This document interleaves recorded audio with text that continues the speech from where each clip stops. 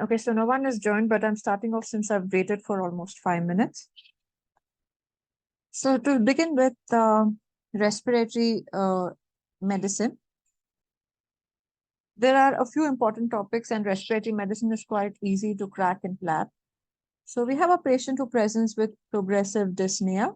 He complains of cough, wheeze, and a tablespoonful of mucopurulent sputum for the last 18 months. Spirometry has been done, and the FEV1 by FVC is 2.3 by 3.6. After taking salbutamol, which is nothing but a beta-2 agonist, which is also a bronchodilator, the ratio is 2.4 by 3.7, which is almost the same. There is not much of a change. So what is the single most likely diagnosis? So one important aspect in respiratory medicine is to distinguish between obstructive and restrictive lung diseases. So the answer here is chronic bronchitis. Whenever you see tablespoonful of mucopurulent sputum along with cough, it is most likely to be chronic bronchitis in PLAB. Whenever you see copious amounts of mucopurulent sputum, okay, then it becomes bronchiectasis. So let's learn a bit about spirometry. Okay, I can see there's one person who's joined. Doctor, am I audible and is the screen visible to you? Yes, ma'am. Okay. So with respect to spirometry, you should know that, you should just briefly know that there are different lung volumes and lung capacities. Tidal volume is basically the resting lung volume. The definitions of each of them are not very important. The important thing is you should know that spirometry doesn't take, okay, before going to that particular thing, you should know that the normal residual volume is generally 20% when the total lung capacity is considered to be 100%. Okay. Now, another important point, volume which you need to know in PLAB or for PLAB is FEV1, which is the forced expiratory volume in the first second. And the other important thing is total lung volume, total lung capacity, sorry, then vital capacity. Okay, so these are the four important things which they generally touch upon in our exam. Now, before going to that, always remember spirometry cannot measure certain lung volumes and lung capacities. So the important measure which spirometry cannot pick up is residual volume. Okay. Apart from residual volume, it's inspiratory reserve volume and expiratory reserve volume. So these are the three important lung volumes that spirometry cannot pick up. Okay, so let's look at the important differences between obstructive and restrictive lung diseases. Now, every statement that I'm going to mention is important for our exam. Okay, so for obstructive and restrictive lung diseases, generally in obstruction, what's happening is there is either a partial or a complete obstruction to airflow. Okay, so because there is only obstruction, the total lung capacity and the forced vital capacity remain normal. However, the forced expiratory volume in the first second, which is FEV1, is decreased. So in other words, it is FEV1 which is decreased in obstructive lung disease. So because FEV1 is decreased, but generally the other capacities are normal and residual volume is increased. So the ratio of FEV1 by FVC is generally decreased again. So normally it is 0.8. It is more than equal to 0.8. So in obstructive, because FEV1 is reduced, the ratio becomes less than 0.8. So there's a mnemonic to remember the obstructive lung diseases. The mnemonic is ABC. I think you must be aware of it. So A is asthma, B is bronchiectasis. So because bronchiectasis comes here, so C stands for two important things. One is cystic fibrosis, and the other important thing is COPD. And COPD comprises of chronic bronchitis and emphysema. So this is the mnemonic to remember obstructive lung diseases. So the rest comes in the restrictive category. So if you can see, this is the same thing that I've mentioned here. Okay, so just remember the mnemonic ABC for obstructive lung diseases. Now you should also remember this graph. Okay, So in obstructive lung disease, remember it is the FEV1 which is reduced. It is below normal. Okay. And if you see the slope of this curve, you see the slope, it is a uniform slope. It doesn't have any plateau phase. All right. So that this is the graph which you'll remember for obstructive lung disease. Is it clear so far? Any doubts, doctor?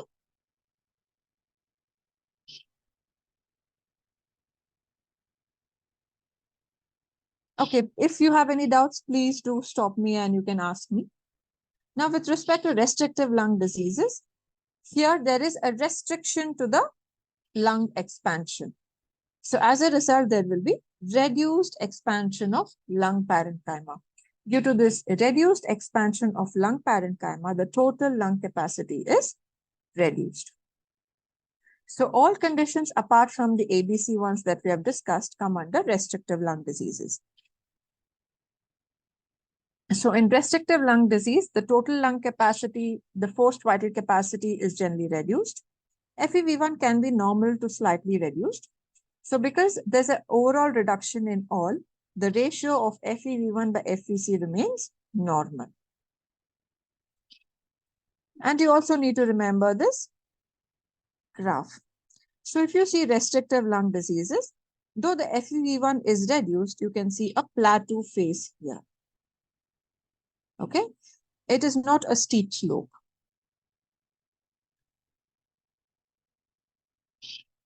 Then you should also remember the classification of severity of FEV1.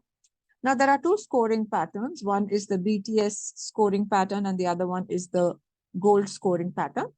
If you can remember any one of them, but I would suggest you to remember gold because you have something called very severe, obstruction. So mild obstruction is when the FEV1 is more than 80% of expected. Moderate is between 50 to 80%. Severe is 30 to 50%. And very severe is less than 30%. Remember, this is with respect to FEV1. It is the percentage of expected value. That is a percentage of normal range. Now, this is another important thing which you'll have to remember. So this is generally in the exam, they will give you the normal reading and they will give you either the first one or the second one. If you see the first one, the generally the residual volume is increased and also the total lung capacity is increased. Okay, you should generally remember FEV1 is the only factor that is decreased in obstructive lung disease, just like what we have discussed. But in restrictive lung disease, there is an overall reduction of all the lung volumes and lung capacities. Okay, so if you either remember that statement or if you remember the residual volume that is increased in obstructive and decreased in restrictive, even that should suffice. So just remembering that point will help you to come to a diagnosis based on this, picture, this spirometry reading. I mean, not spirometry reading, this interpretation of the, lung volume and lung capacities.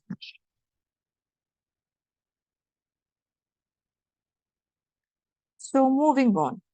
Any doubts so far, doctors? I see another person is joined now. Sorry, Mama, I had a bit of connectivity issues, so I logged in from another Okay, you're account. listening from now on. All right, all Yeah. right. I just spoke about the different lung volumes, lung capacities that you need to know only from our exam point of view.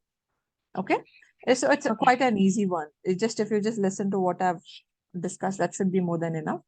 Now we have a 15-year-old boy who presents with recurrent breathlessness and wheeze, especially after exercise. So what is the most diagnostic investigation? So what do you think is the diagnosis here? See, whenever there is breathlessness and wheeze, which is intermittent, okay, it's not a continuous one, then what is the first differential that should come to your mind? It is bronchial asthma, right? So that is generally the first differential for intermittent breathlessness with wheeze. And this is associated with exercise. So this is exercise-induced asthma. So the diagnostic investigation for in this state would be lung function test. Okay. So in our options, don't worry, I'll be discussing about bronchial asthma a bit later. So in our options, apart from lung function tests, you have PEFR, CT scan, and chest X-ray as other options. Chest X-ray becomes the important investigation whenever the patient has suspected pneumonia, okay, pleural effusion, and even pneumothorax. And you would choose CT scan, HRCT in respiratory system as the preferred investigation whenever you're suspecting an underlying bronchiectasis or sometimes even emphysema. Okay. A bit about PEFR. Now, PEFR is nothing but the maximal, the air that is obtained or measured on maximal forced expiration through a peak flow meter. Now, this is generally directly proportional to FEV1. So, it is an effort-dependent investigation. Okay. So, the main use of PEFR is to estimate the airway caliber in a case or in a known case of asthma. So it has an important prognosticating value that is mainly to estimate the airway caliber. Okay. So these are the points that you need to keep in mind. Now, these are some random findings which I've just put. I'll be discussing this in radiology as well. So I'm just going to skip that part. Remember, chest X-ray is the preferred investigation whenever you have suspected pneumonia, pleural effusion, and even pneumothorax. And CT scan is the preferred investigation whenever there is bronchiectasis and sometimes even emphysema, and of course, interstitial lung disease as well. It has a typical ground glass appearance. Now, CT pulmonary angiography is the preferred investigation of choice for pulmonary embolism.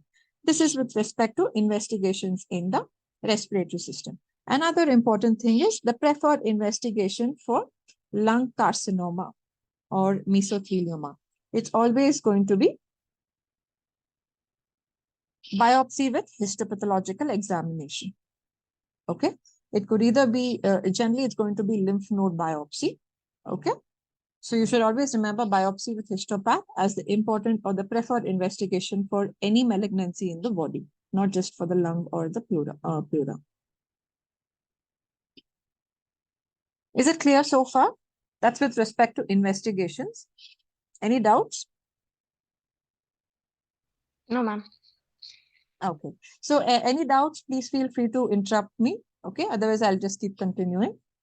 We have a 2-year-old girl who presents with a 4-day history of fever that started with a cough. The respiratory rate is 45. The saturation is 94%. Temperature is 38.9. The capillary refill time is 1 second. There are creps at the left base on auscultation. So urine shows negative dipstick test. So remember the positive finding is creps at the lung base on the left side. So what is the single most likely investigation to lead to diagnosis? So whenever you see such a scenario, that is not just a young girl, any patient for that matter, with a history of fever, anything above more than equal to 38 degrees centigrade is considered to be significant. Okay, otherwise it will be low grade fever. So with significant fever along with tachypnea, you see the respiratory rate is 45, so it is definitely increased. The oxygen saturation should generally be between 96 to 100%. It's slightly reduced. And the temperature is, of course, significant. And what is the normal capillary refill time?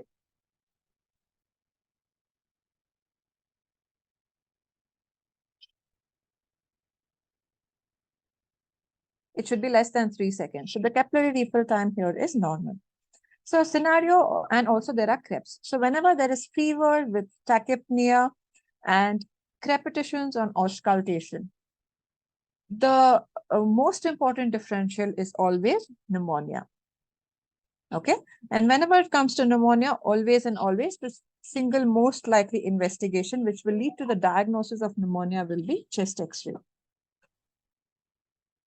Clear? Many students, they generally see a fever and they think blood for culture sensitivity will be the preferred investigation of choice. They go wrong in that manner. But whenever you see pneumonia or a context of pneumonia in the question, your preferred investigation should always be chest X-ray. Okay, that will lead to the diagnosis. Clear? Is Yes, that ma'am. clear? Yeah, brilliant. So let's look at a bit about pneumonia, the theory part.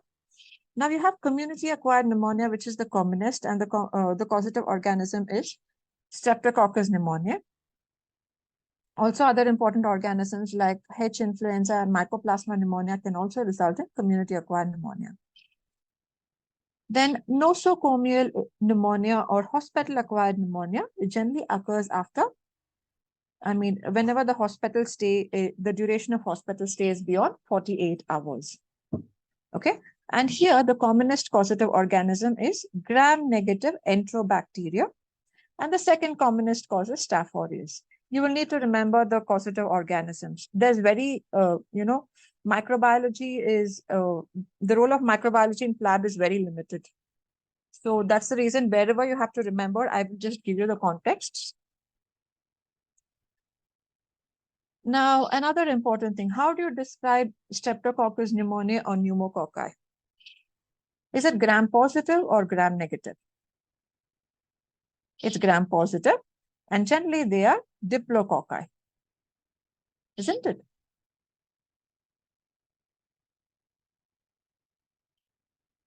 Okay, so either they give you gram-positive diplococci or Streptococcus pneumoniae or pneumococci, they all mean the same. Now let's look at the third important variety of pneumonia, that is aspiration pneumonia. So aspiration pneumonia is common in patients who are generally unconscious or who have altered consciousness.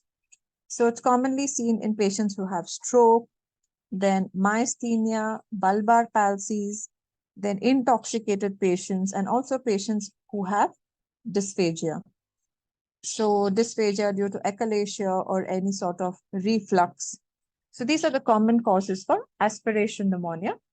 And aspiration pneumonia is generally caused by gram-negative bacilli. Okay. And also you have pneumonia occurring in immunocompromised patients. Even in immunocompromised patients, the commonest causative organism is pneumococci. Okay, please memorize these. Now, overall, with respect to pneumonia, the commonest causative organism is pneumococci or Streptococcus pneumoniae. Now, if the pneumonia is caused by Klebsiella, then you should remember some important points. Generally, the risk factors for Klebsiella associated pneumonia would be alcoholic, age, aspiration, and even diabetes. So it is safe to remember the risk factors as A's. And generally, the patient will have an upper lobe cavitation. Okay. And the preferred drug for Klebsiella pneumonia would be cefotaxime or imipenem.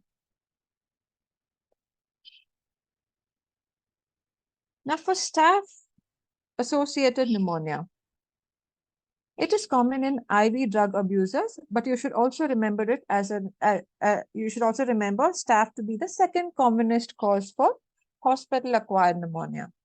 Okay, so the preferred antibiotic in staph-associated pneumonia would be flucloxacillin. Then in Pseudomonas-associated pneumonia, again more commonly it's seen in hospital-acquired. It is associated with hospital-acquired pneumonia or in patients who are in the ITU.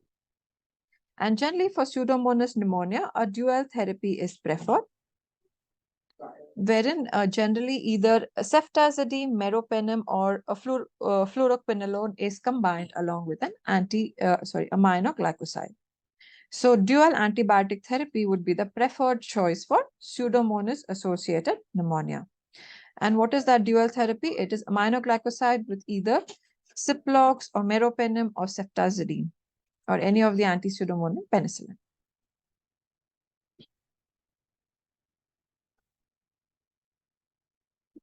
Now, the symptoms in general for pneumonia, we're not talking about atypical, we're talking about the routine, the pneumonia in general. It's going to be fever with or without rigors, then breathlessness, okay, cough with purulent sputum, and the other important thing would be crepitations on features of consolidation with creps on auscultation.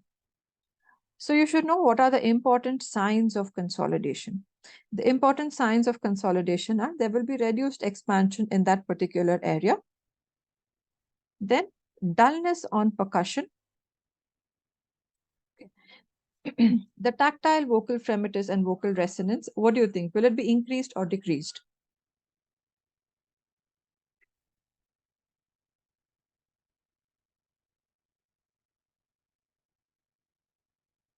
In consolidation, do you think there will be increased or decreased vocal fremitus or vocal resonance? It's a very basic question.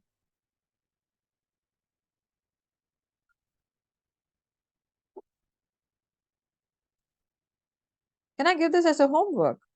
I expected all of you all to be knowing it. Okay, I'm giving it to you as a homework. If you don't get back with the answer, I will share it in the group by tonight. No. Okay, because some basic things you should know, wherein the vocal fremitus, vocal resonance, where is it increased, where is it decreased? All right. And also there will be bronchial breath sounds that will be heard on auscultation. It may or may not be associated with pleural rub. So that's not a definitive sign of consolidation. So that's why I won't include that. All right. So these are the signs in general for pneumonia. The signs which may, the symptoms and signs which may or may not be present are again hemoptysis, pleuritic chest pain, okay, cyanosis, confusion, and tachycardia, hypotension. They may or may not be present. Generally, confusion is seen in patients, in elderly patients. Okay, they are not definitive signs of pneumonia for sure. If you just remember the definitive signs of pneumonia, that should be enough. Now, when it comes to investigations, like I said, the single best investigation for pneumonia is always chest X-ray. And the important chest X-ray findings would be, there will be either lobar or multi-lobar infiltrates. Cavitation may or may not be present.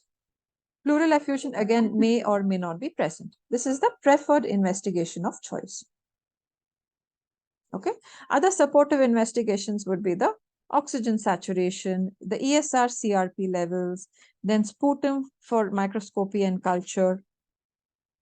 Okay. And with respect to atypical pneumonia, I'll be discussing the preferred investigation in that part. So just don't get confused here. Then pleural fluid culture sensitivity and bronchoscopy and bronchoalveolar lavage, all these are supportive investigations. Okay. So this is a chest X-ray showing pneumonia. Can anyone read the chest X-ray for me? Because sometimes chest X-ray related questions could come in the exam.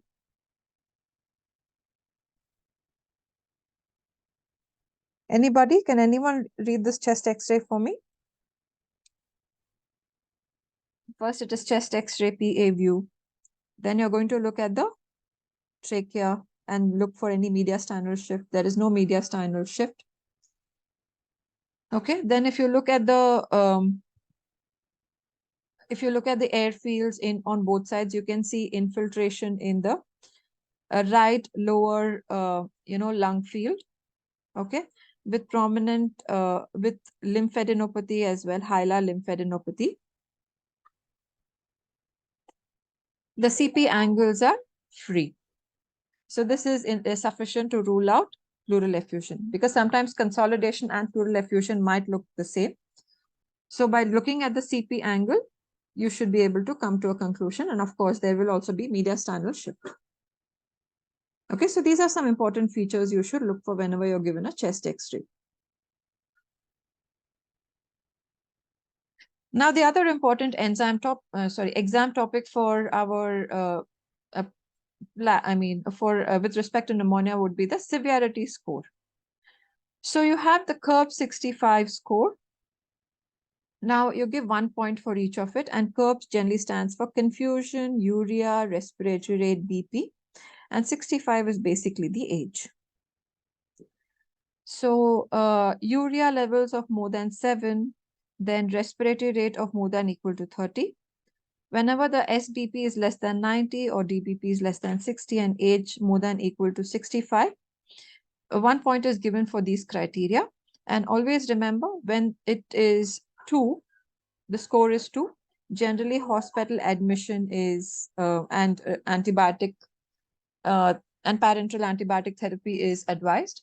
When the score is more than equal to 3, then the patient requires more vigorous monitoring because it's associated with a higher mortality rate. Okay, so either ICU or ITU care would be required, and it carries a poor prognosis. Now, the important disadvantage of this curve 65 is it'll underscore the young patient. Patients who are less than 65 years will be underscored. Okay, so apart from this curve criteria, also clinical judgment becomes important, especially if the patient is less than 65 years. Now, the important prognostic factors are, first thing is the curve 65 score. Apart from that, you also have to remember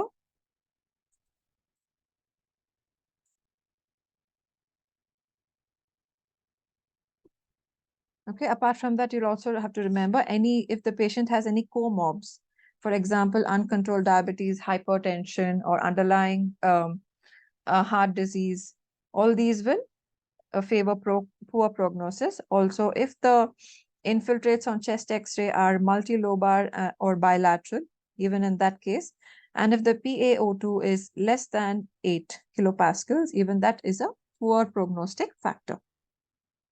So you should remember the prognostic factors with respect to pneumonia. Now, generally, after the diagnosis of pneumonia is made and treatment is started, sometimes the patient's condition may improve. Sometimes there may be no improvement, or there could be clinical deterioration. You basically judge improvement or the clinical status by again doing the repeat chest X-ray, checking the vitals and oxygen saturation of the patient. Okay, so whenever you see and determine that there is no improvement or there is deterioration, then you'll have to repeat both CRP and chest X-ray to see the cause.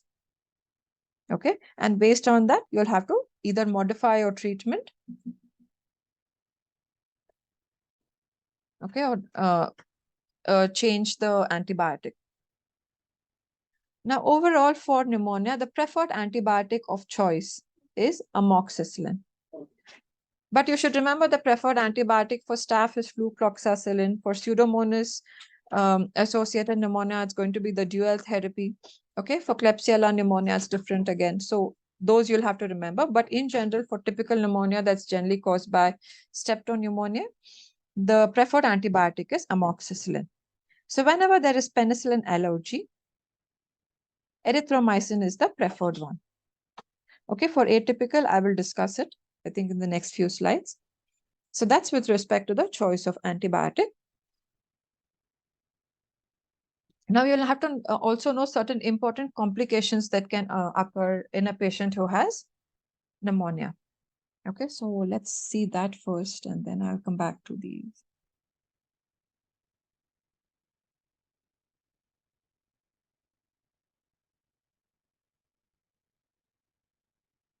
I have it coming up sometime later. Okay, one important complication of pneumonia is empyema. Okay, so they might give in the history that the patient had a pneumonia and then antibiotics were started. So the patient showed no improvement or the patient's clinical condition deteriorated. Then a repeat chest X-ray was performed, which is when the chest X-ray showed ring lesions, okay, which were fluid filled or with the presence of a fluid level within the lesion. So then they should ring the bell that it is empyema. Okay, so whenever there is suspected empyema, the important tests would be, it is always important to, of course, do the bloods. Apart from bloods, doing a CT will also be important, okay, to rule out other obstruction. Then also extending the course of antibiotics becomes important.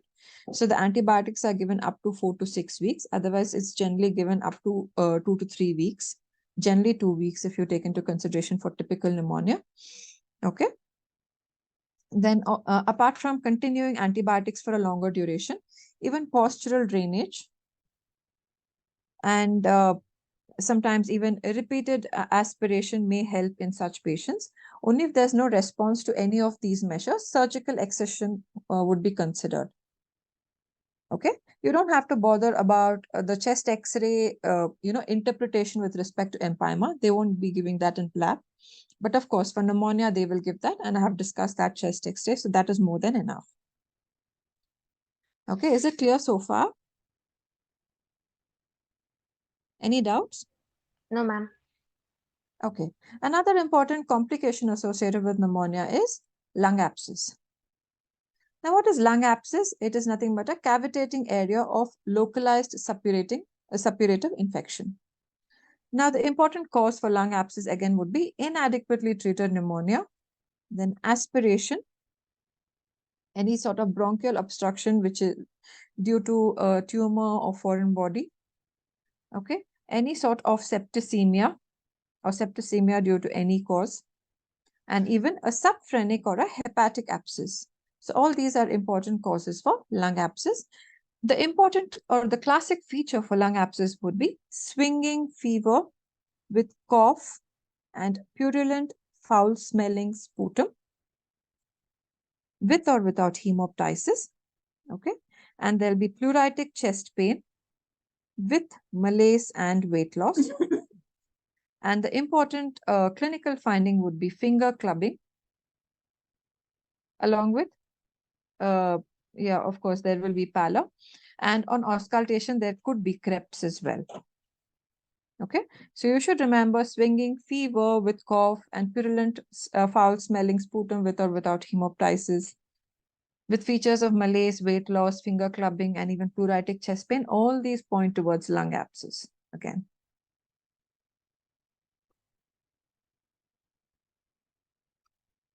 And for lung abscess, again, you'll have to give a prolonged course of antibiotic, okay?